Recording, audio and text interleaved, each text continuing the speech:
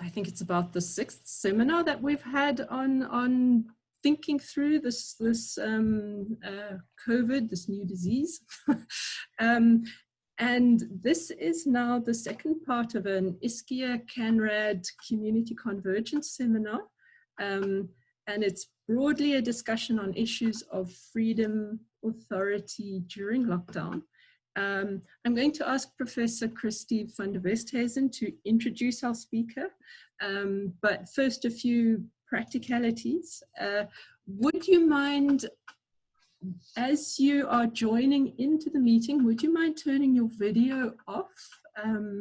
It's in the left-hand corner of your screen. There is a button called Stop Video. Would you mind please turning that off so that we can preserve our bandwidth for audio?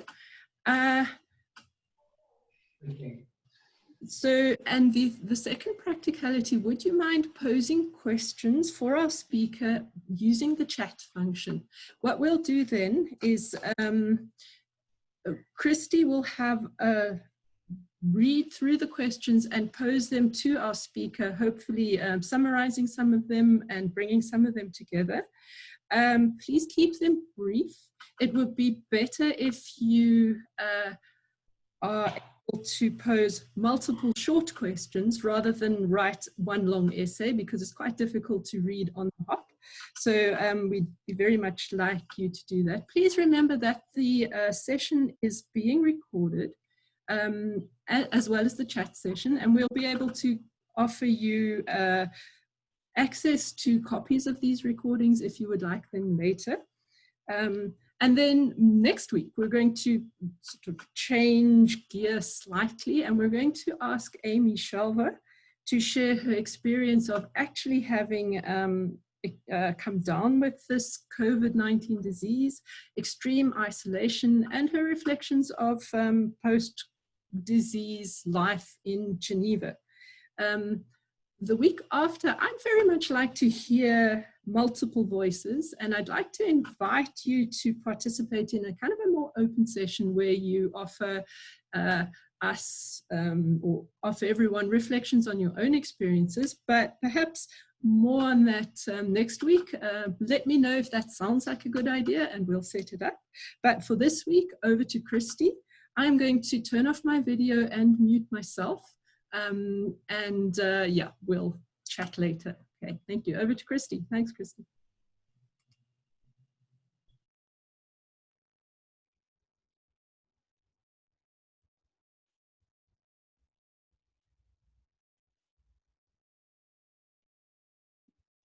Okay. Hi, great. Hi, everybody. Good to be with you today. Thank you for joining us. We should be joined by quite a few more people, which I'm very happy about. This webinar, I think, come at a very timely moment. You know, many questions are being asked about the lockdown that's been instituted, as, you know, as part of the efforts around containing the coronavirus pandemic. So, you know, at Nelson Mandela University, we are wanting to interrogate questions around the virus and the lockdown from various angles, and this is one of those very important angles. I'm Christy van der Westhuizen. I'm with the Center for the Advancement of Non-Racialism and Democracy, and as Andrea said, we are co-hosting this both with her chair, which is the chair for identities and social cohesion in Africa, and also with our Community Convergence Workstream, which is a workstream of entities at the university focusing in on COVID-19 and many different efforts and initiatives around it. So particularly when it comes to this question of police violence and police abuses of power, when I was thinking who to invite, I must say David Bruce immediately came to mind as somebody who's been studying and researching extensively on questions of policing, criminal justice over many decades, you know, since the 1990s. And so it's a great pleasure to welcome him here today. Before I tell you a bit more about David, so if we just look at where we're at the moment, I must say that information on police abuses and military abuses has dwindled in the public realm. It would seem as though there's some kind of control being exercised on this, by government, because the latest number of cases that I could come across is already quite dated. It's in excess of 150 cases of complaints that have been laid against the police, and against the military, at least 28 complaints that have been laid with the military ombud. If we look at also the United Nations Human Rights Office has not singled out South Africa, but has actually named South Africa, along with a number of other countries, as a country which has been excessive in its response, in terms of enforcing its lockdown, particularly when it comes to its security forces. And I'm just looking at what was said by the United Nations. And one of the quotes from there is that they were talking about a toxic lockdown culture in some countries. In South Africa, the United Nations has received reports of police using rubber bullets, tear gas, water bombs, and whips to enforce social distancing, especially in poor neighborhoods. And complaints including murder, rape, the use of firearms, illegal use of firearms, I would assume, and corruption are being investigated. So that's what the United Nations has been saying. Let me, without further ado, introduce you to our speaker today, who will be speaking on the lockdown, police violence, and democracy in South Africa. As mentioned, David is somebody who's been a specialist in this area for a long time. He has written extensively on police violence. He was also a member of the panel of experts appointed by the Minister of Police on the recommendations of the Marikana Commission of Inquiry. He works with organizations in South Africa, South African civil society, and he's also a visiting research fellow at the School of Governance at Wits University. And I would really recommend that you look up David's work if you're not familiar with his work yet. He does have an academia profile where you'll be able to access some of his papers. So David, thank you so much for agreeing to be here with us today under these very unusual and sometimes quite stressful circumstances. And I do think of these webinars, even though we feel a bit that we're spending too much time in front of screens. These kinds of webinars, I think, are a way in which we can start to grapple more with the complexities of the situation that we're in. And we're very happy that you've agreed to help us with this grappling and thinking through. I am going to be managing the PowerPoint, and you just mentioned to me when you want me to move along. Okay, over to you.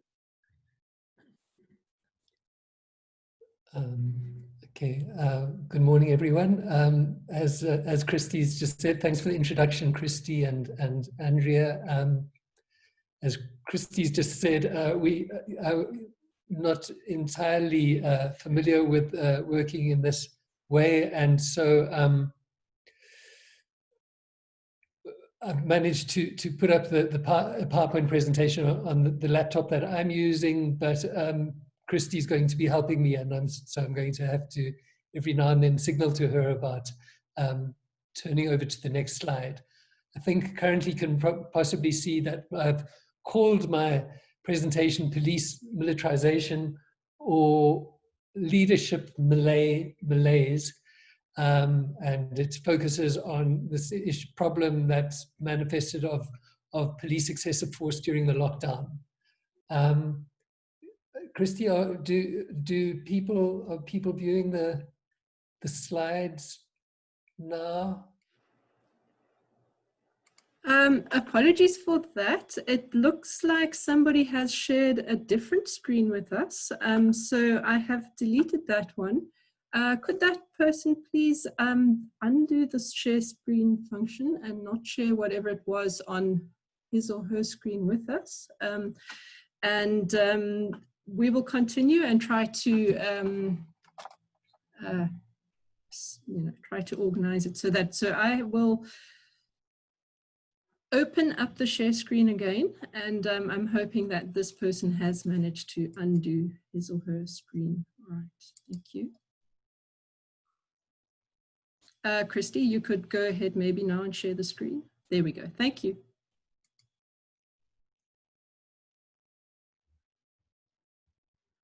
Right, okay. Okay, so I'm just going to go ahead and hope that the technical side will work out. I'm just not sure if you are actually seeing the slides or what the people attending the seminar are seeing at the moment. So can I just David, we are seeing the slides quite nicely, okay, great. Okay, and we great. are seeing you on the side of it, so it's okay, working. good. Okay, great. Okay.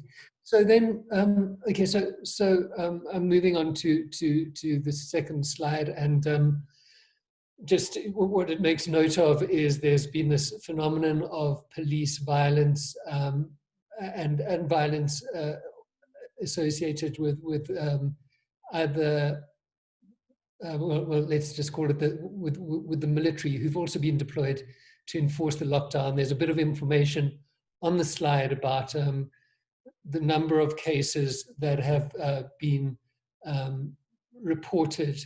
It might be noted also that IPID only records certain categories of cases.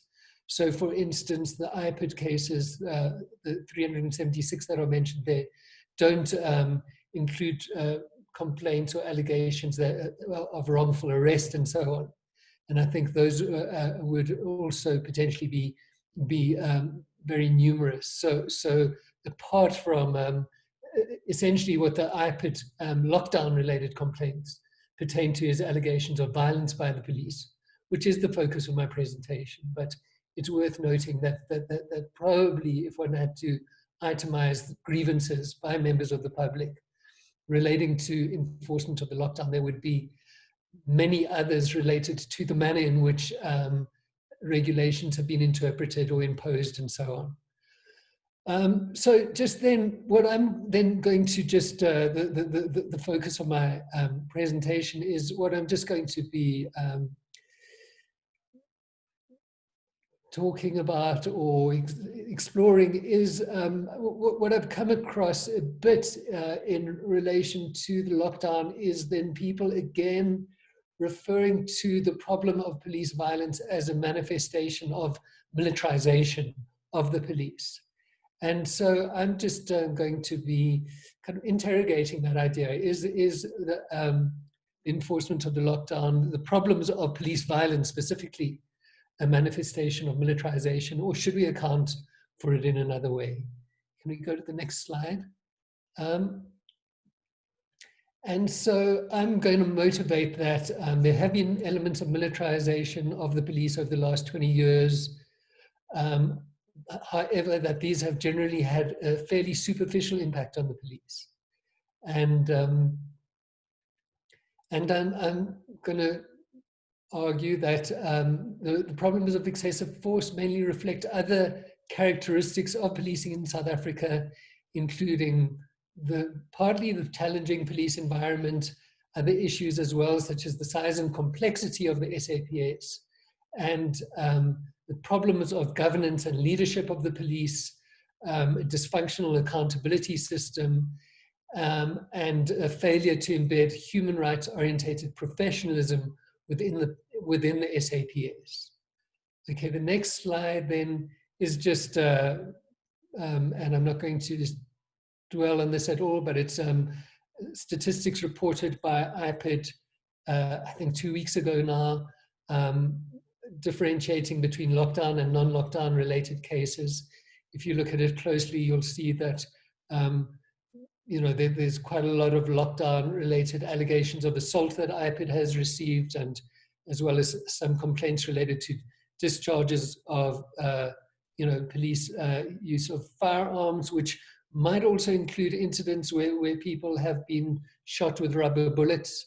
And then there have been these, in that report, IPID referred to 10 deaths, and there's also this case of Collins Koza, which I think in that presentation was not included as an IPID case, Khoza was killed by, allegedly killed, if that's the correct way of putting it, by members of the SANDF, and the IPA doesn't investigate cases involving the SANDF, and so it wouldn't accept a report of someone who had been allegedly killed by SANDF members.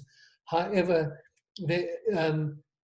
subsequently, what IPID acknowledged was that due to the fact that JMPD members had been present at the scene, that's the Johannesburg Metro Police Department, and had potentially been negligent, at least in failing to intervene in the assault, that should motivate for IPID to investigate the actions or inaction of the JMPD members at that event.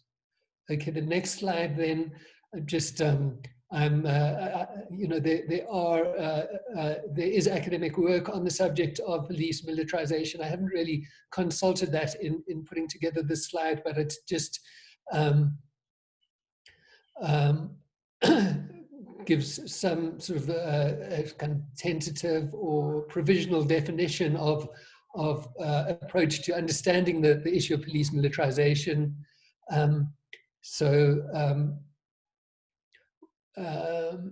One might, for instance, emphasize see militarization as a very strong investment in the use of force and the authority of the state as being, the defining features of policing or central characteristics of policing, rather than a much more cooperative and community-orientated approach to policing. So now there have been manifestations of militarization in South Africa in the last 20 years, which is the period that I'm focusing on. So roughly from 2000 on. The one thing that is sometimes referred to in discussions of militarization is this phenomenon of what was called kind of crackdown style policing that was introduced early in the 2000s, shortly after Jackie Salebi became National Commissioner. Then also, notably in this period, roughly from 2008 to 2010, there was is probably the period that is regarded as the intensest period of police militarization in South Africa. There were various aspects to the phenomenon of militarization at that point. The one thing was the widespread rhetoric from politicians and our current Minister of Police, Becky Tele, when he was the National Commissioner, which was seen to be, an encouragement to police to use force more aggressively. There was this unit, the Tactical Response Team, which actually hasn't been very prominent, I guess, since Marikana. And so, for instance, if we think about reports related to the lockdown, I don't think I've seen anything about the TRT being deployed or implicated in incidents of violence over the last couple of months. Another thing was the adoption of military ranks in 2010. And then also one of the manifestations of this was that these sort of paramilitary units, the TRT and the National Intervention Unit in particular, were increasingly used in public order policing. In April 2011, there was this incident of the killing of Andries Tutana. In that case, the members implicated were members of POP units. And then in the subsequent period, the political rhetoric has generally been much more restrained. There hasn't been anything like that sort of almost overt drive towards militarization of police that there was during that period.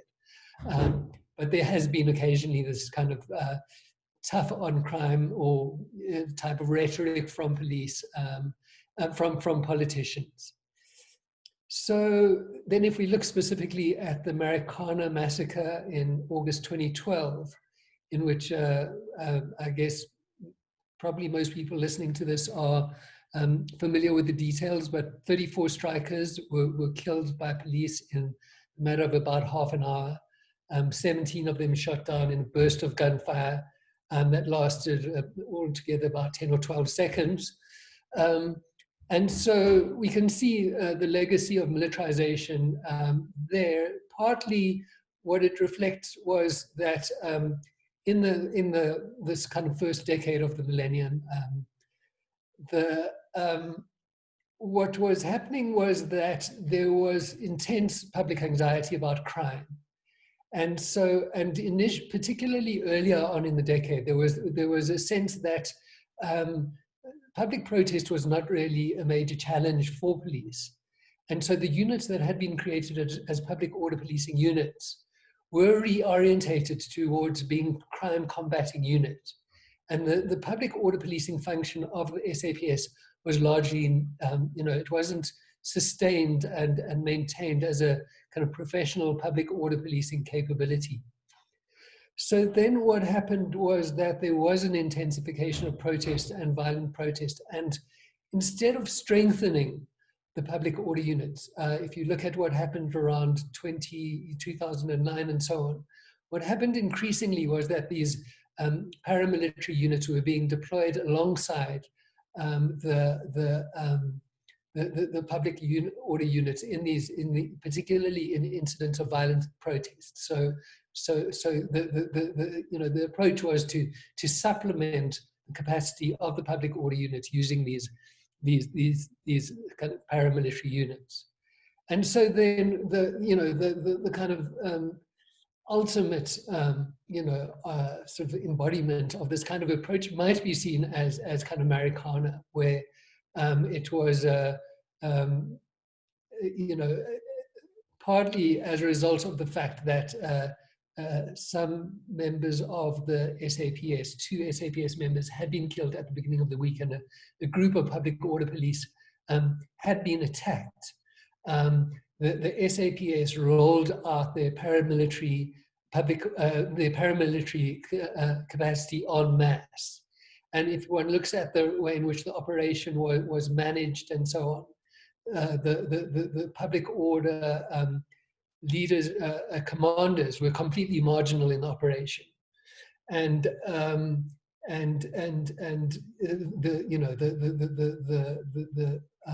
the leadership of the operation and the planning and so on was carried out by SAPS members associated with the paramilitary units. Okay, moving on to the next slide. So one can see then, Marikana as in some ways reflecting the impact of militarization, but nevertheless, one doesn't see, evidence that militarization has had a kind of systematic or, kind of broad impact on the SAPS. And so, the one thing that I looked at, and I looked at them more carefully last night, but I'm not going to spend too much time dwelling on this, but was the statistics on deaths as a result of police action. And so basically, in some ways, the big story in deaths as a result of police action is that KwaZulu-Natal consistently has a disproportionate contribution to these deaths. And so, for instance, there've been periods in roughly about, I think, 2008, and then again a couple of years ago, where there's an extraordinarily large number of killings by police in KwaZulu-Natal.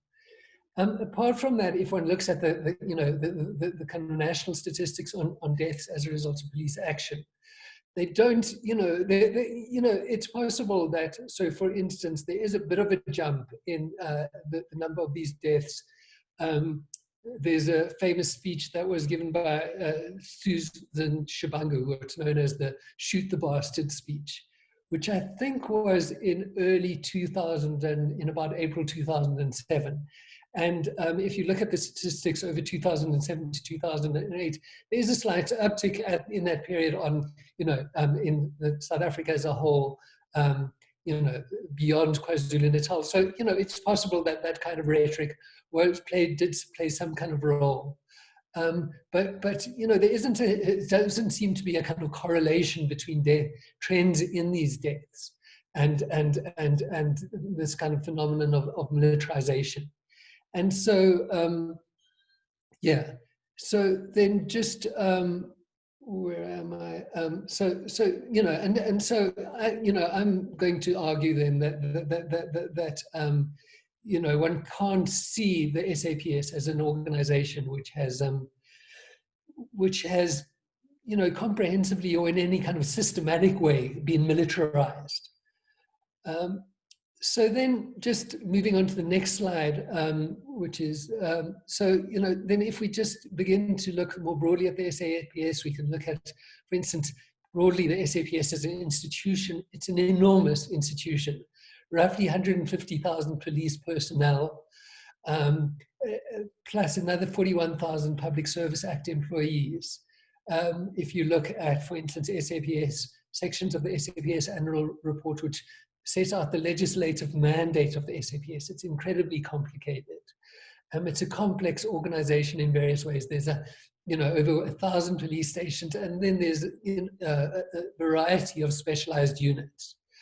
One thing that I think maybe is also worth exploring more, though I'm not going to say more about it, is that there's a, for instance, legal services component or division of the SAPS. I'm not quite sure what its current status is, but has a very kind of powerful influence in shaping the kind of policy approaches of the SAPS.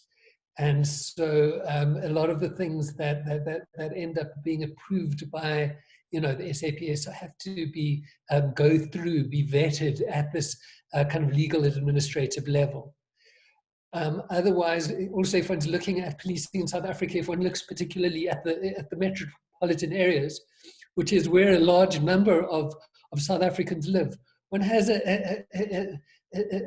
what I'm calling a kind of type of bipolar policing situation. One has in, I think, all of the metros, these kind of two different police services. One being the Metropolitan Police Services, which is governed insofar as they are governed at the metropolitan level, and then one has this National Police Service, which also has a kind of provincial level of management.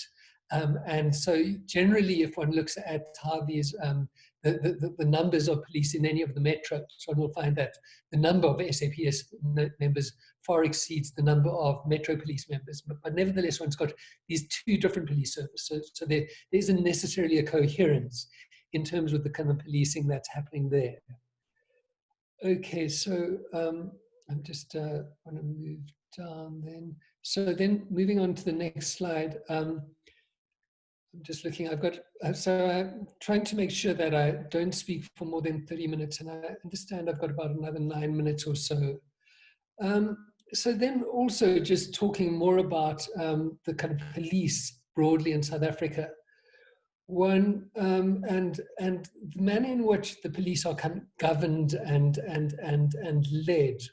One can focus in on this issue of the Minister and Ministry of Police and policy making.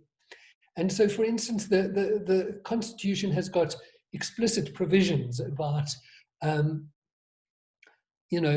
manner in which policy, the police are supposed to be governed through a certain type of policy making, a certain kind of policy making process involving the minister. But if you look at, again, there have been a couple of these kind of policing white papers, but, there was one in 1998 and another one in 2016. But in general, one could say that this policy making function appears to be largely dormant. And so instead what we have, well, you know, to some degree, so for instance, under Jackie Salebi's, during his tenure as National Commissioner, the police minister during that period was, during most of the period, was Charles Ngakula. And he seemed to be largely disengaged from the role of being Minister of Police. I think the approach might have been that you know, people would just, government would just leave it to Jackie Salebi. But you know, otherwise what we tend to see is this kind of off the cuff, ad hoc kind of policy making. Well, okay, we'll create an anti-gang unit here or whatever it is.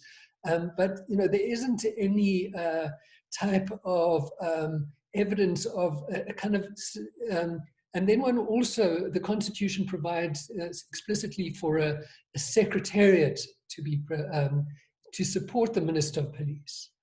And so that's now called the Civilian Secretariat for Police Service. It's governed by an act, but it's completely opaque as to what its influence or impact is. None of the policy documents or of the Secretariat are ever published. And you know, the general impression is that there isn't any kind of coherent or kind of broad kind of policy making program coming from you know, a political level, and coming from the Secretariat that is you know, shaping policing in South Africa in a sustained manner.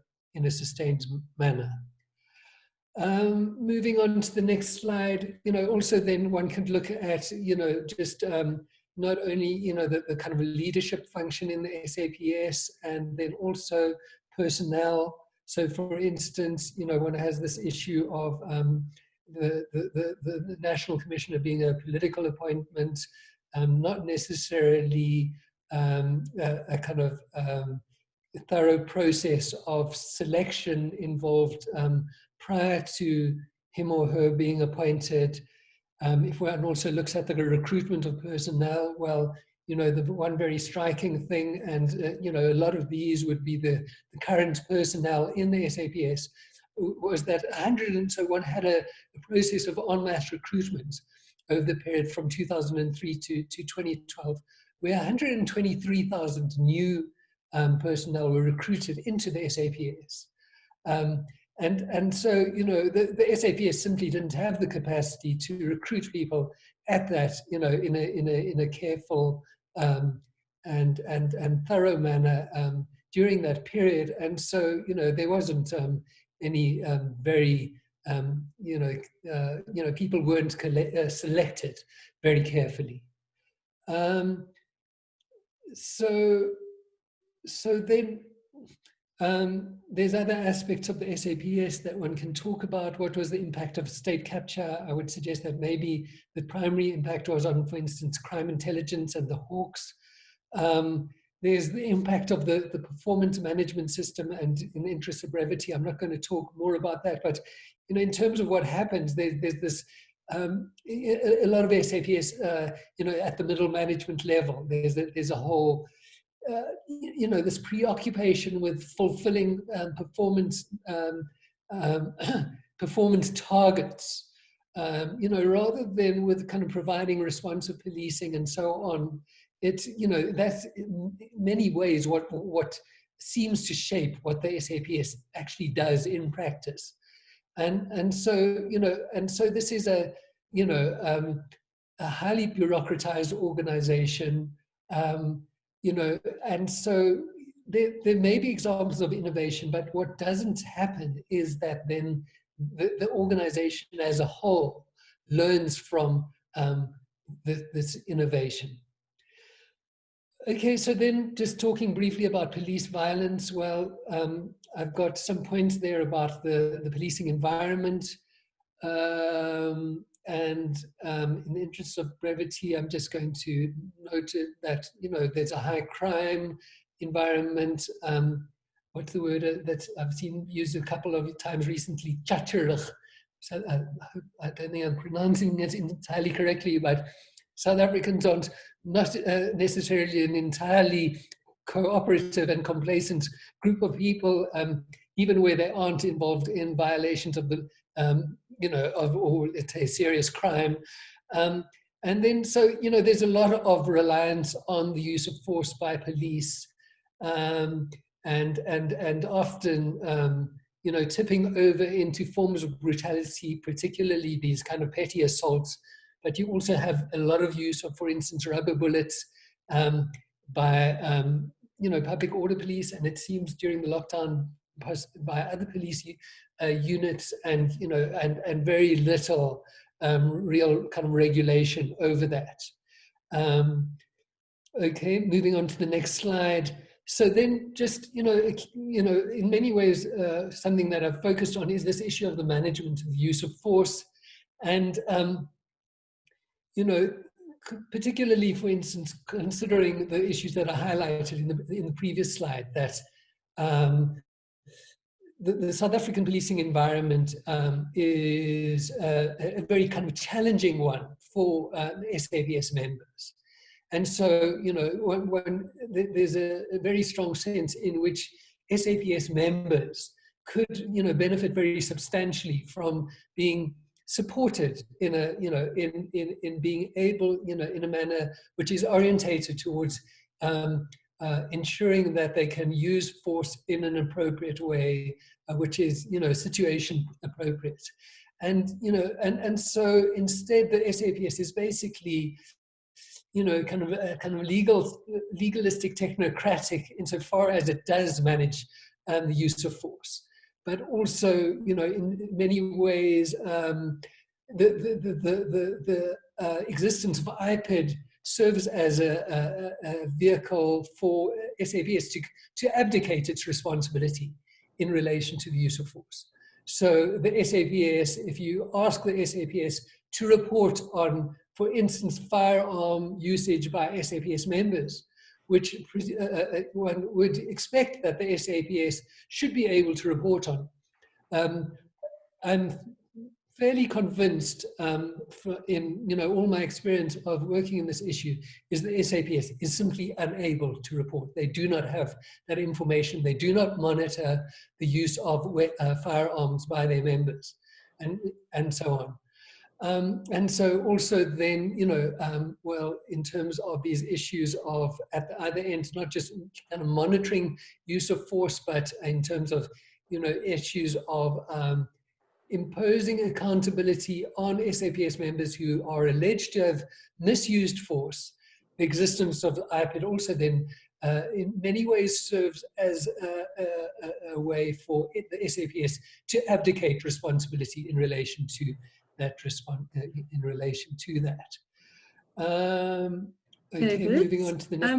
Apologies for jumping in from afar. Would you mind very much, would it be possible to begin to wrap up? I see there are lots of very interesting questions coming in, and we'd love to leave time for you. Okay, great. Yeah, that's what I'm looking to All right. do. Okay, so then, so I'm on my last slide, or I think it's my second last, but maybe I'll just make it my last. The last one just raises the question of the involvement of the military, but this one is headed conclusion. And so, there's certainly people in government with a conservative paternalistic orientation towards questions of social order. But essentially my argument is that rather than providing evidence of authoritarianism or militarization, the instances of police and military brutality are evidence of the limitations of government in being able to govern police in South Africa in a coherent and purposeful manner. And so in many ways, the problem of the SAPS that is reflected in these instances of violence is a problem of bureaucratic inertia and stagnation. And so,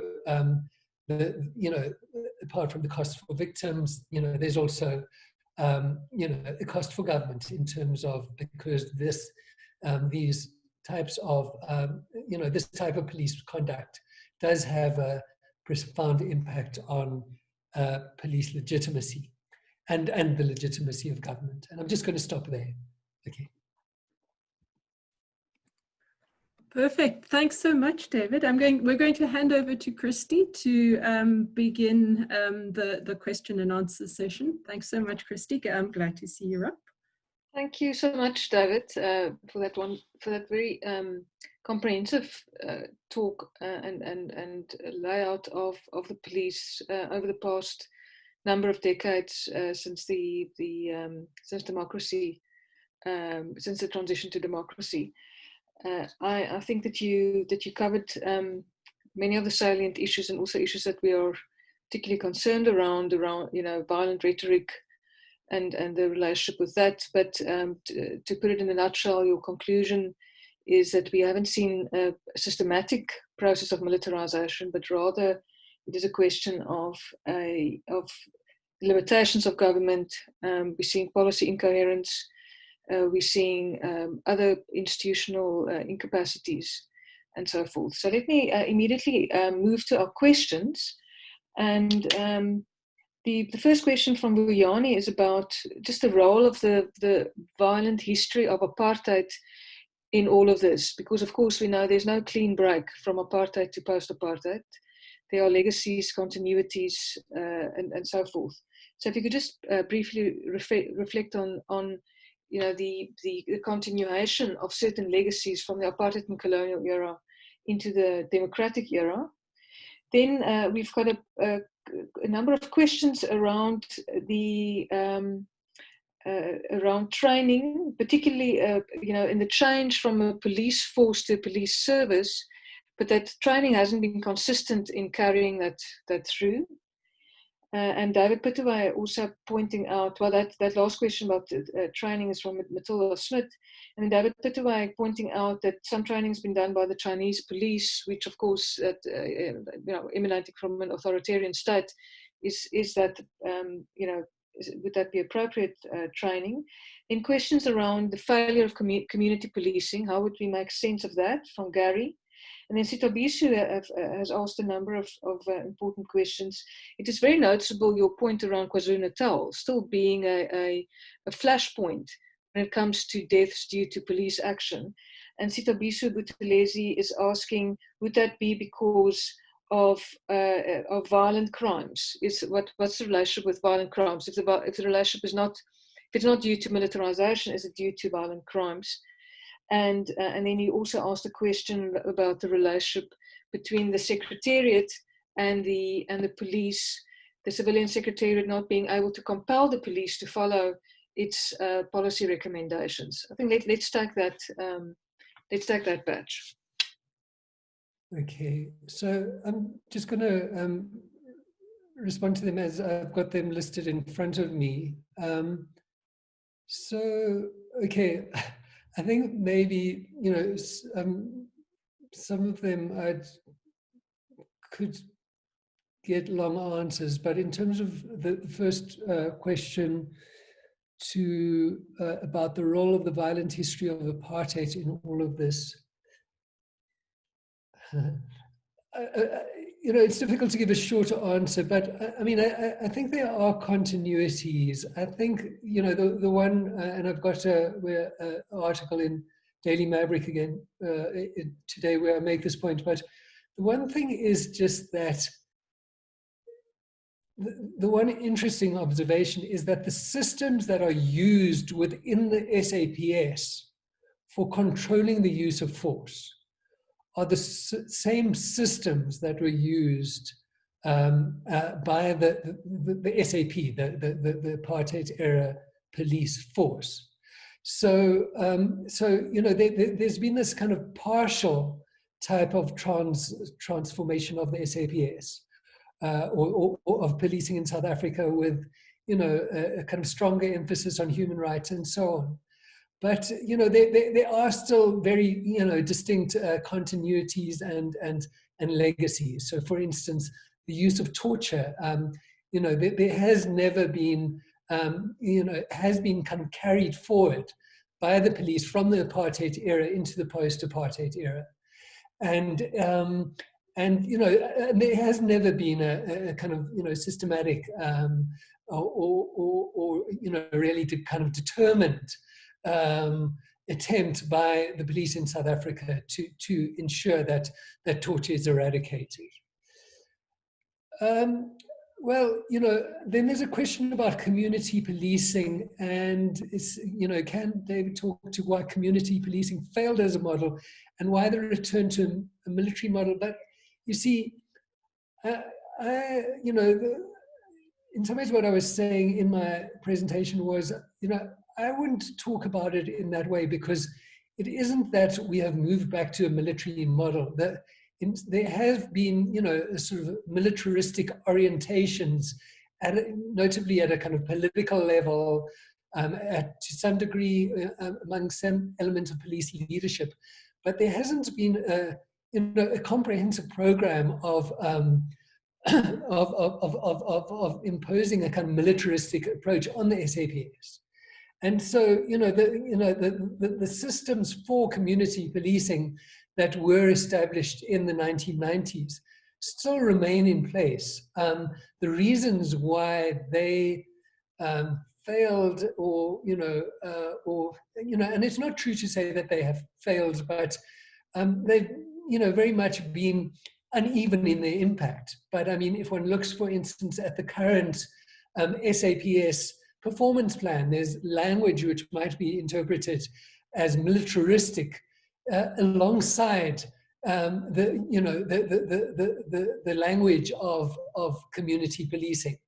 So it's, what one has is the absence of a type of coherent kind of type of leadership, whether it's within a kind of community policing based approach or a militaristic type approach. And yeah, so I'm going to just move on to the next one, which is in front of me.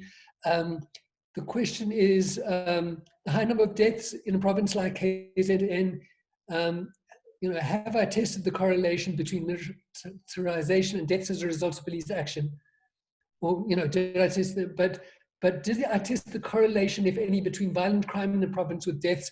And so, well, insofar as I've looked at that,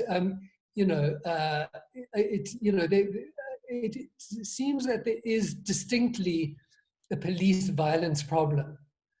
KwaZulu-Natal has a serious problem of violent crime, but there are other provinces which where the problem of violent crime is equally, if not more, serious. And if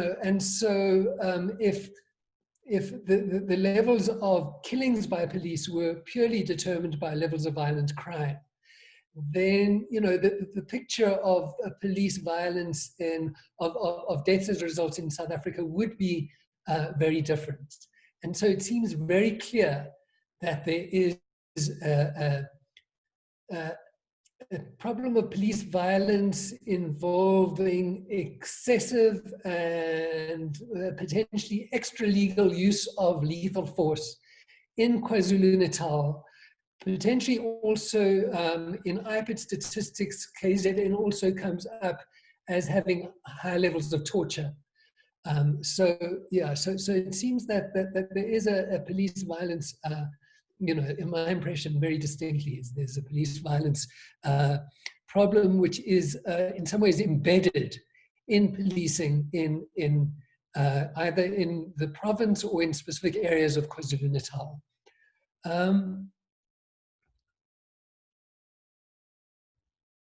Okay, I'm not quite sure. There's a question from about the shift from police service force to police service, and with communities receiving training on the new style of policing, but the training of members of police has not been continuous. Can the speaker comment on this? Can I just pass on that question? I'm not quite sure that I'm understanding it clearly. Is that the one from Matilda Smith?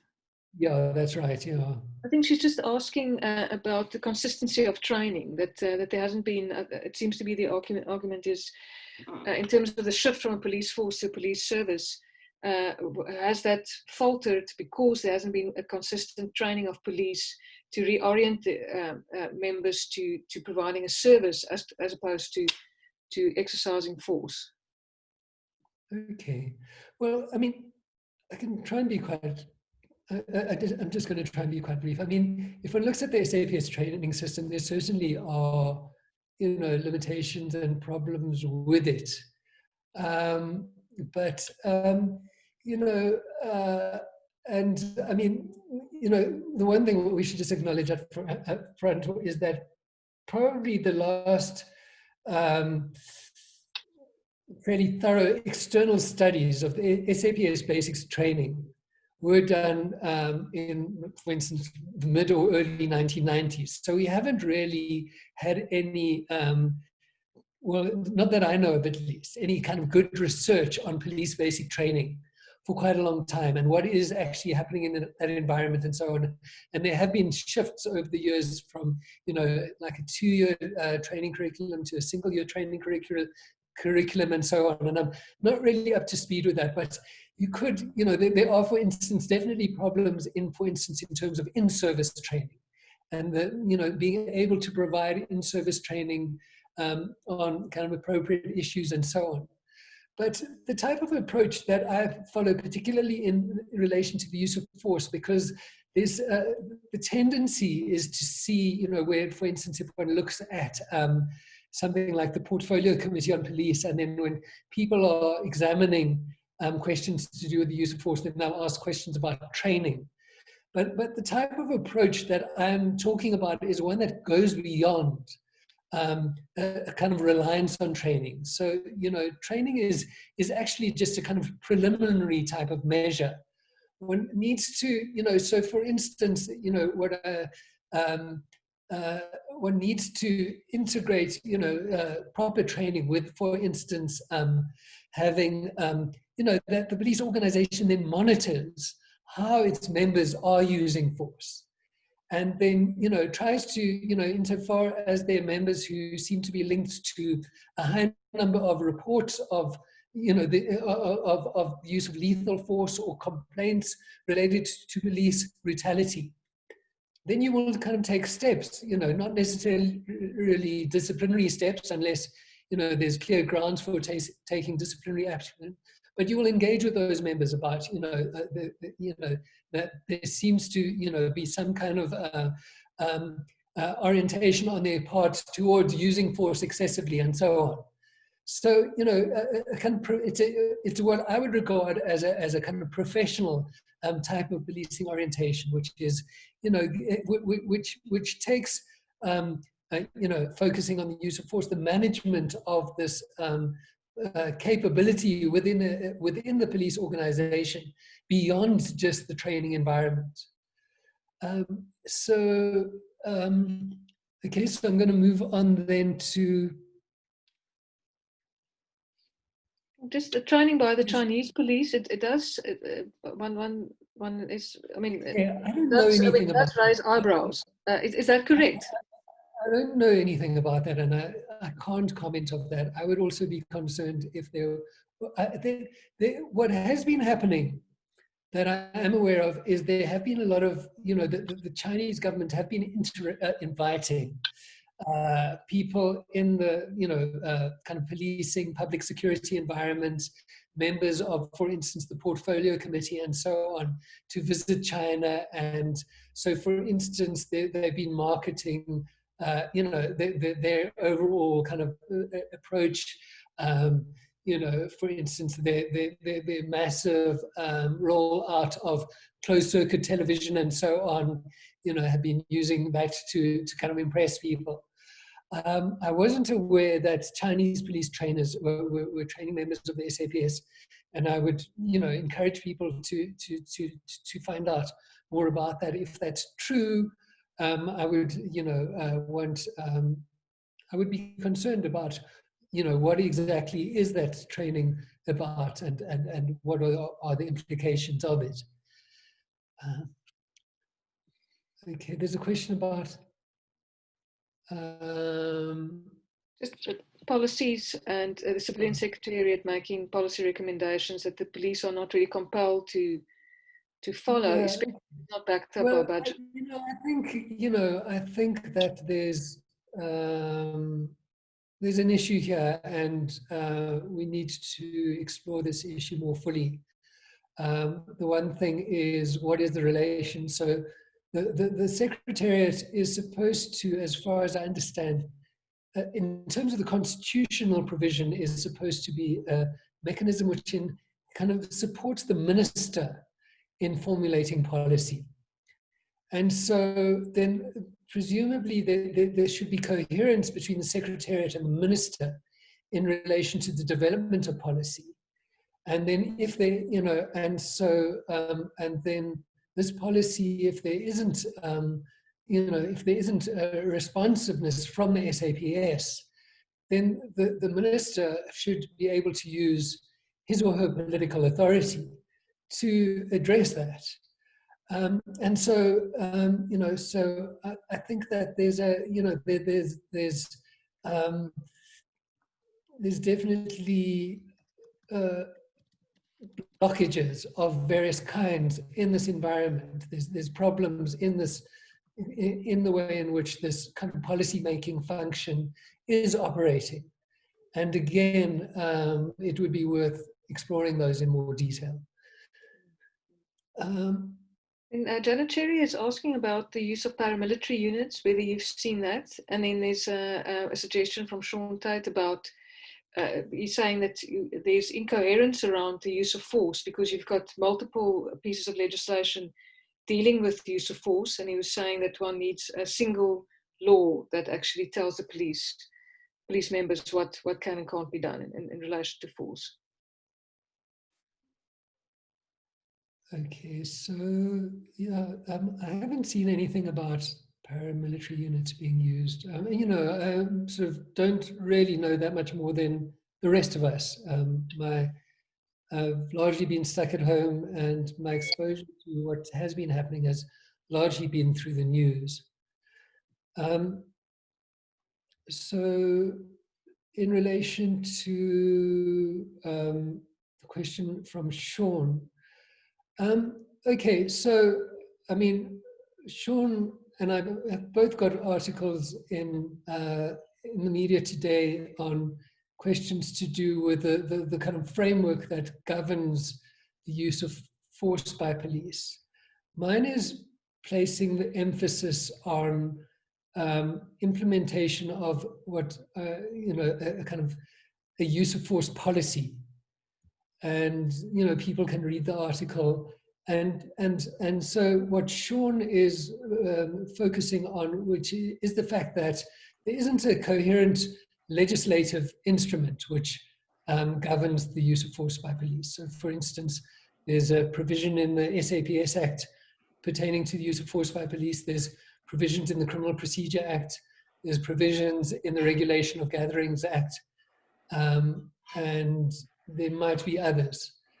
And so, well, I mean, I would encourage people to read our two articles. I think there may be value in developing, I think the organization that Sean is the director of, APCOF, and in conjunction with the University of Pretoria have worked on, if I'm correct, drafting a kind of a draft integrated law on the use of force for, and they're motivating that should be adopted in South Africa. And, I think that would be beneficial. I think also that there, potentially there would be quite some time before we would get to a point where such a process would bear fruition. I would say that there is a use of force policy that has been developed that could be implemented. Also, what my article then emphasizes is that one needs actually, at the end of the day, what one needs is a type of police leadership which is orientated to ensuring that police meet high standards in using force. In the absence of that type of leadership, all of these things, external oversight bodies, etc., new pieces of legislation, use of force policies, are essentially limited in their impact. Okay. Is there anything else that I should respond to? David and Christy, thank you very much. I'm somewhat concerned that our meeting will end abruptly, so I would just like to say, could we maybe wrap up with one more question? We're a little bit over time, but I have left some space for us to go a little bit over time. So maybe if we have one more question and then we could end up, I know we could chat about this for another 5 minutes. There's a question about, there's a couple of questions from, there's one from Ashraf and one from Ruby Ann. And I think, I would just say that this issue about having the right kind of leadership is really critical. That, well, both at the, in terms of, I think, no, we need both of these things to be resolved. We need these issues to do with the political leadership and the policy making function and the role of the Secretariat. We need that role to be, that government needs to fully embrace its responsibilities in that regard and take very seriously its responsibilities at that level in terms of the policy making and political leadership function. And then also this issue of the senior leadership of police organizations, particularly the SAPS. That we need to, that we need a different kind of leadership, which is, much more, is in the same ways as we had a much more thorough process of selecting the leadership of the NPA quite recently. We need to have that kind of process in the SAPS because, as I've already made note of, we're talking about an organization of close to 200,000 people. We're talking about an incredibly complex organization with incredibly complex range of responsibilities and so on. And so, in order for this country to make use of this organization in a more optimal type of way, we need to resolve the problems at that level. Okay.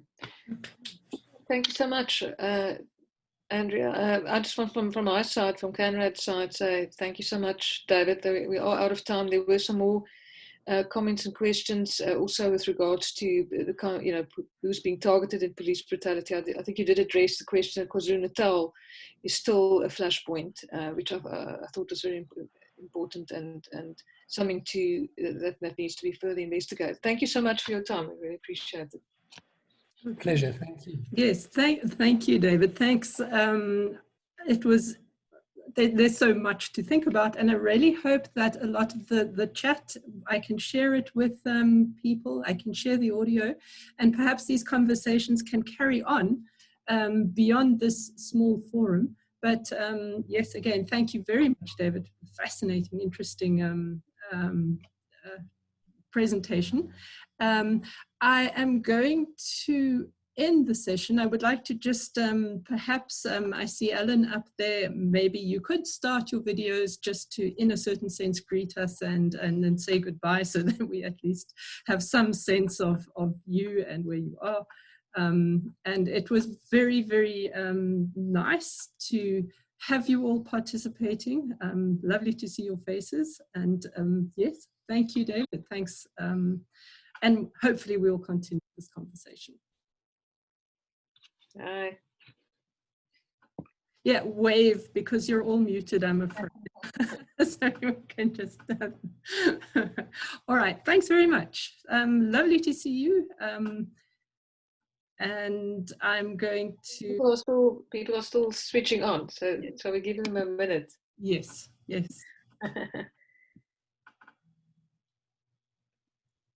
It's wonderful. Good people from Socials. across the country. Yes.